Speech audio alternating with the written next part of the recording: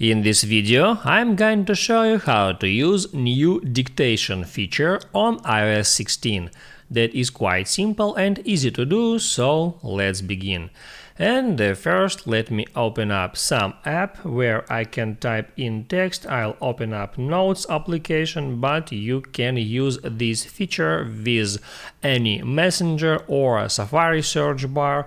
So now I'm on my keyboard, and in iOS 16 you can use dictation feature simultaneously with your keyboard.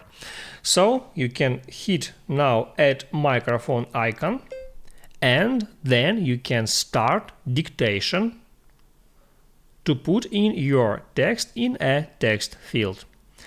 Then if you make a mistake or you want to add here some text, you can use your keyboard in that way.